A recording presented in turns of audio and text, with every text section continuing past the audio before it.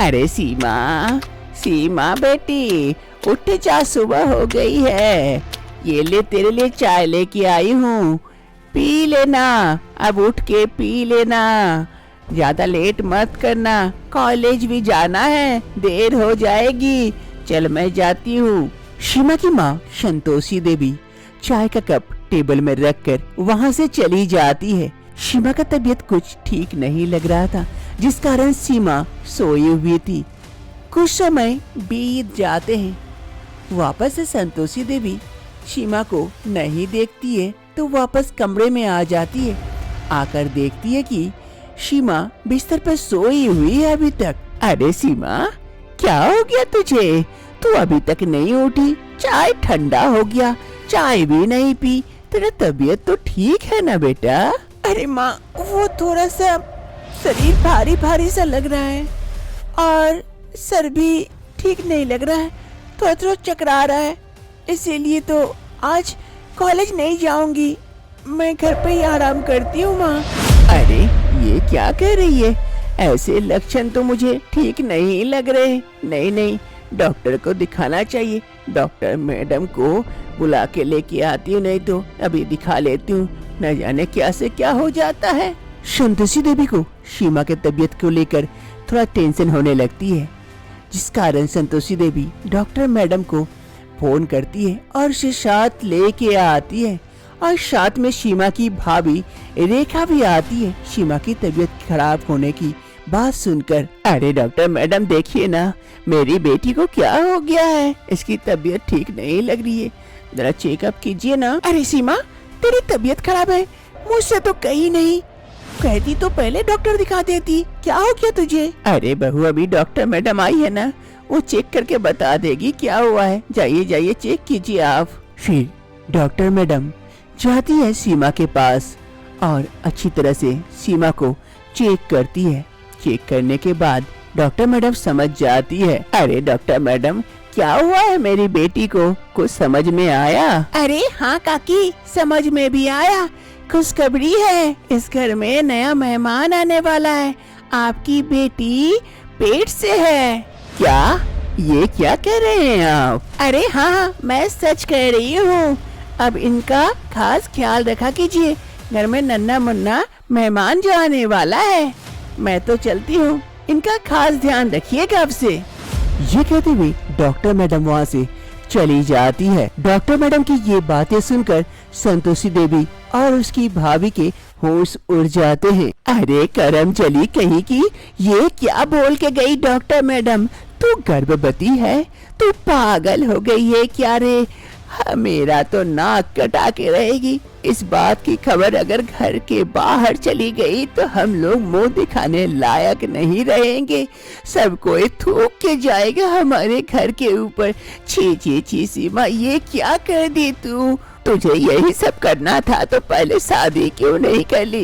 बिन शादी की हो गई गर्भवती, अब क्या करेंगे? कहाँ मुंह दिखाएंगे? मुंह काला कर दी, नाक कटवा के रख दी ये लड़की रे। हे ऊपर वाले, अब क्या करूं मैं इस लड़की का? अरे माँ जी, शांत हो जाइए, शांत हो जाइए माँ जी, मैं बात करती हूँ सीमा से। क्या हुआ है अच्छी तरह से बात करके मैं आपसे बात करती हूँ। आप जाइए, यहाँ से जाइए माँ जी, आप शांत होके बैठिए। अरे बहू, अब क्या शांत होके बैठना, जो करना था ये करके चली गई। छी छी छी छी, अब मैं क्या करूं? कहीं मुंह दिखाने लायक नहीं बचूंगी। किसी को अगर पता चल गया तो क्या जो होगा। कौन है वो लड़का, बहू पता कर, फिर मैं देखती हूँ उस लड़के को, नहीं छोड़ूंगी उसे और इसको भी। ये कहते कहते संतोषी देवी गुस्साते हुए कमरे से चली जाती है। तब इसकी भाभी रेखा धीरे से जाकर सीमा के बगल में बैठती है। अरे सीमा, क्या बात है? तुम अच्छे से बताओ मुझे, आखिर बात क्या है? कौन है वो लड़का और सच में तुम्हारा बॉयफ्रेंड है कि? अरे भाभी, मैं आपको सब सच बता रही हूँ, लेकिन मेरी कोई गलती नहीं है और हमने ऐसा कुछ नहीं किया जिससे कि मैं गर्भवती हो जाऊँ। भाभी, मैं नहीं पता ये कैसे हो गया। वो सब बाद में देखा जाएगा, पहले उस लड़के के बारे में बताओ, कौन है? राकेश भाभी, राकेश वो लड़का है जिससे मैं प्यार करती हूँ, लेकिन ऐसा कुछ नहीं है भाभी हम दोनों के बीच में, सच में। लेकिन ये कैसे हो गया? कैसे हो गया वो मैं पता लगा लूंगी। एक काम करो, उस लड़के को फोन करो और कल मिलने के लिए बुलाओ। मैं उससे मिलना चाहती हूँ, मैं बात करूंगी उससे। सीमा और उसकी भाभी देखा के मुताबिक दोनों पार्क में आ जाते हैं। यहीं पर सीमा राकेश को भी बुलाई थी। उसकी भाभी और सीमा दोनों इंतजार कर रहे थे राकेश का। अरे सीमा, क्या हुआ? अभी तक तुम्हारा राकेश नहीं आया? कहीं मेरे नाम से वो डर के चला तो नहीं गया? या फिर? अरे नहीं भाभी, वो जरूर आएगा, वो मुझसे बहुत प्यार करता है, जरूर आएगा। देखिए कुछ देर इंतजार कीजिए, आता ही होगा। इधर सीमा और उसकी भाभी दोनों इंतजार कर रहे होते हैं पार्क में राकेश का। कुछ समय बाद राकेश आता है वहाँ पर। अरे सीमा, तुमने मुझे यहाँ अचानक से क्यों बुलाया? क्या हो गया है, बताओ। भाभी, ये राकेश मेरी भाभी। अरे राकेश, आओ आओ, मुझे तुम दोनों से कुछ बातें करनी थी, इसीलिए तुम्हें यहाँ बुलाए। क्या तुम सीमा से प्यार करते हो? हाँ भाभी, मैं सीमा से प्यार करता हूँ। तो क्या तुम उससे शादी करना चाहते हो या फिर टाइम पास के लिए? नहीं भाभी, मैं सीमा से सच्चा प्यार करता हूँ, मैं इसे शादी करूँगा। लेकिन कब राकेश, कब करोगे तुम इससे शादी? क्या तुम सीमा के बारे में घर में बोले हो? नहीं भाभी, अभी नहीं बताया हूँ। अभी तो एग्जाम है, एग्जाम खत्म होने के बाद जॉब मिल जाएगी, फिर मैं घर में बता दूंगा और घर वाले मान भी जाएंगे, क्योंकि घर वाले मेरे पसंद को जरूर पसंद करेंगे। लेकिन हम सीमा की शादी अभी देना चाहते हैं, काफी जल्दी। क्या तुम इससे अभी शादी करोगे? अचानक से क्या हो गया भाभी? सीमा गर्भवती है, इसीलिए। क्या? ये क्या कह रहे हैं? सीमा, तुम गर्भवती हो? लेकिन कैसे? हम दोनों के बीच ऐसा कुछ भी रिश्ता नहीं है, तो फिर तुम गर्भवती? जरूर तुम्हारा किसी और के साथ कोई। सीमा, तुमने मुझे धोखा दिया। सीमा। नहीं राकेश, मैंने तुम्हें धोखा नहीं दिया, और मुझे भी पता हम दोनों के बीच कुछ नहीं है, लेकिन मैं अचानक से प्रेग्नेंट हो गई और मेरा किसी और के साथ कोई संपर्क नहीं है। मैं किसी और को उस नजर से देखती भी नहीं हूँ राकेश, तुम समझने की कोशिश करो मुझे।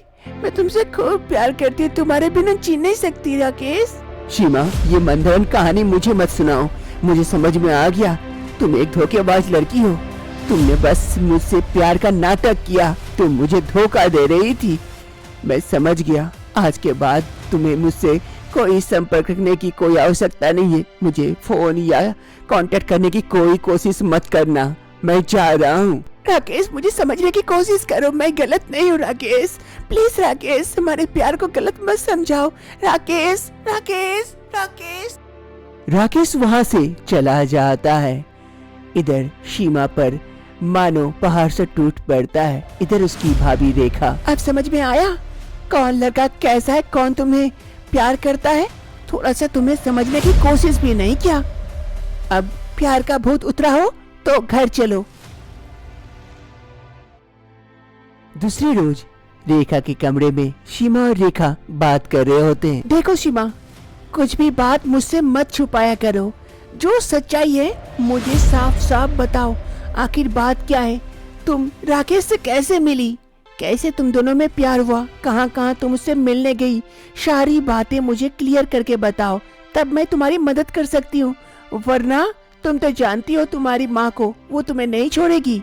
हाँ भाभी, मैं सब सच बताती हूँ, लेकिन सच में हम दोनों के बीच कुछ नहीं था। एक रोज हम लोग कॉलेज में पढ़ते थे, तब मैंने राकेश को देखा, फिर धीरे धीरे दोस्ती हुई, फिर उसने मुझे प्रपोज किया तो मैं ना नहीं कर पाई और हाँ कर दी।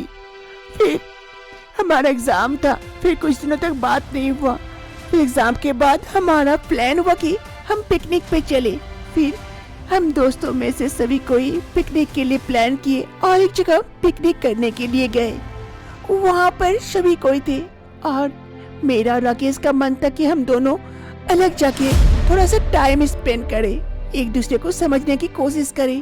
तो फिर हमने समय निकाला, मैं और राकेश दोनों वहाँ से थोड़ी दूर चले गए, जहाँ पर हम दोनों सिर्फ अकेले थे। वहाँ जाकर हम दोनों बात करने लगे। अरे राकेश, देखो ना कितना सुंदर जगह है। वाओ, चारों तरफ फूल खिले और ये हरी भरी पहाड़ों के बीच जगह मुझे बहुत पसंद आई। तुम्हें कैसी लगी ये जगह? हाँ सीमा, मुझे भी ये जगह बहुत पसंद आई। शांत सा जगह, मनोरम दृश्य बहुत अच्छी है। मुझे बहुत अच्छा लग रहा है यहाँ पर। ऊपर से तुम हो और तुम जहाँ पे होगी वो जगह ऐसे ही खूबसूरत हो जाएगी। चलो मस्का लगाना बंद करो। अरे राकेश, मुझे बड़ी जोर की भूख लग गई है। इतना चल चल के इतनी दूर जो आई हूँ, अब मुझे कुछ खिलाओ ना, बड़ी भूख लगी है। अरे सीमा, इस जगह पे क्या मिलेगी? यहाँ जंगलों के बीच कहाँ से खाना लाऊंगा? चलो कैंप के पास, वहाँ खाना मिलेगा। चलो चलो वहाँ चलते हैं। नहीं राकेश, मुझे यहाँ कुछ देर और रुकना था। प्लीज देखो ना। अरे वो देखो राकेश, पेड़ पे क्या सुंदर सुंदर फल लगे हैं, वो ला दो ना। मुझे बहुत ही अच्छा लग रहा देख के, वही खाती हूँ ना। जाओ ना राकेश। क्या वो जंगली फल, वो खा के क्या करोगी? चलो यहाँ से चलते हैं। क्या राकेश, अगर तुम मुझसे सच्चा प्यार करते तो जरूर ला देते। प्यार ही नहीं करते हो, इसीलिए तो बहाना मार रहे हो। हाँ हाँ, ये प्यार का नाम देके सब कुछ काम करवा लो। रुको, ला देता हूँ, यहीं रहना, मैं आता हूँ लेके। शिवा वहीं पे रुकती है। राकेश जल्दी से जाता है और उस पेड़ में से फल तोड़ के लेके आता है शिमा के लिए। लो, ये लो फल, मांग रही थी, अब खा लो। ओह थैंक यू राकेश, मेरे लिए फल लाने के लिए। अब मैं खाती हूँ। बड़े ही स्वादिष्ट फल है, तुम खाओगे राकेश? नहीं, मुझे भूख नहीं है, तुम जल्दी से खाओ, वापस कैंप के लिए भी जाना है, देर हो रही है। फिर शिमा जल्दी से फल खत्म करती है और दोनों वापस कैंप की ओर चले जाते हैं। फिर वहाँ से हम लोग पिकनिक स्पॉट पे आए, फिर सभी दोस्तों के साथ वापस घर आ गए। भाभी सच में उसके बाद मैं राकेश से और कभी नहीं मिली, और अचानक से ये कैसे हो गया भाभी, मुझे एकदम से पता नहीं चल रहा है। सच में भाभी, मैंने कुछ नहीं किया। ठीक है, रोने की कोई आवश्यकता नहीं है, मैं देखती हूँ क्या कर सकती हूँ। अगर तुम जो कह रही हो अगर ये सच है तो कुछ नहीं होगा तुम्हें। एक काम करना, कल तैयार रहना, हम कहीं जाने वाले हैं। कहाँ भाभी, कहाँ जाएंगे हम? वो तुम्हें वहीं जाके पता चल जाएगा। ठीक है, अब तुम जाओ अपने कमरे में, जाके आराम करो। फिर शिमा वहाँ से अपने कमरे की ओर चली जाती है और इधर रेखा। अगर सीमा सच कह रही है तो जरूर मुझे जो डाउट हो रहा है वही हुआ होगा। कल इसका पता चल ही जाएगा। शिमा और उसकी भाभी रेखा दोनों समय मुताबिक शहर के बड़े अस्पताल पहुंच जाते हैं शिमा का चेकअप करवाने के लिए, जहां पर डॉक्टर साहिबा बैठी हुई थी। रेखा जाकर डॉक्टर साहिबा को सारी बातें बताती है। ओह, ऐसी बात है, मैं बिना चेकअप किए कैसे बता सकती हूँ? आइए मेरे साथ, मैं आपको चेकअप करती हूँ, फिर बताती हूँ क्या करना है। आइए मेरे साथ, आइए आप इधर आइए, यहाँ पर लेट जाइए वहाँ पर। डॉक्टर साहिबा शिमा को लेके जाती है, बेड पर लेटा देती है और डॉक्टर साहिबा अच्छी तरह से सीमा को चेक करती है। इधर रेखा को मन में थोड़ी थोड़ी डर लग रही थी कि रिजल्ट क्या आएगा, लेकिन डॉक्टर साहिबा काफी देर तक अच्छी तरह से चेकअप करने के बाद, आइए उठ जाइए, अब हो गया, पता चल गया है, आ जाइए यहाँ पर। अरे डॉक्टर साहिबा, क्या हुआ? मुझे जिस बात का डर था क्या वही है या फिर? हाँ, अब घबराइए मत। आपको जिस बात का डर था या शक था वही है, फॉल्स प्रेगनेंसी है। ये ज्यादातर जंतुओं में देखी जाती है, लेकिन इंसानों में भी कॉमन बात है। कभी कभी वैसा हो जाता है, हमारा शरीर वैसे बिहेव करने लगता है। हम ऐसा कुछ खा लेते हैं या फिर फल वगैरह खा लेते हैं जिससे कि आप बता रहे थे, हो सकता है यही कारण हो कि वो फल खाने के बाद इसका शरीर वैसे रिएक्ट करने लगा और आप लोग सबको लगा कि ये गर्भवती है, लेकिन एक्चुअल में ये गर्भवती नहीं है। मैं दवाई दे रही हूँ, दवाई खिलाइएगा, कुछ दिनों में ये नॉर्मल हो जाएगी, ज्यादा चिंता करने की कोई आवश्यकता नहीं है। ये सुनने के बाद रेखा और शिमा दोनों मनी मन काफी खुश हो जाते हैं और दोनों वहाँ हॉस्पिटल से घर की ओर चले आते हैं। शाम का वक्त हो रहा था। इधर संतोषी देवी घर में इधर उधर घूम रही थी, क्योंकि सुबह से रेखा और शिमा दोनों घर से बाहर गए हुए थे। तभी घर घुसते हैं दोनों।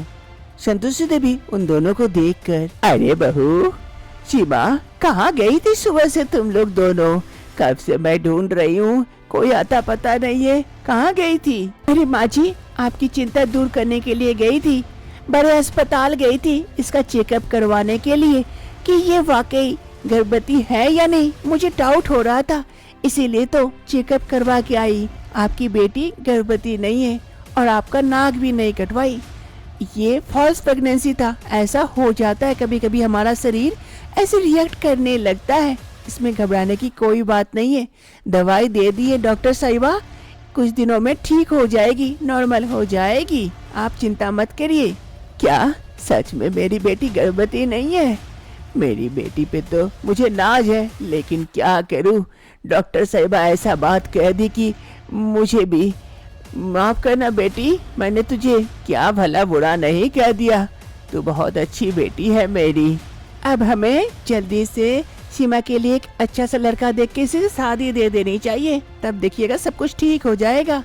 क्या सीमा, हम लोगों की पसंद से तुम शादी करोगी या कोई लड़का है तुम्हारे मन में? बताओ। नहीं भाभी, मेरे मन में ऐसा कोई भी लड़का नहीं है और आप लोग जिसे ढूंढ के देंगे मैं उसी से शादी कर लूंगी। आप लोगों से अच्छा और कौन मेरे लिए चाहेगा, बोलिए। ये हुई ना मेरी अच्छी वाली बेटी, और तुम्हारी भाभी इतनी अच्छी है, वो देखना तुम्हारे लिए बहुत अच्छा सा राजपुत्र लड़का ढूंढ के देगा, तुम्हें बहुत पसंद आएगा।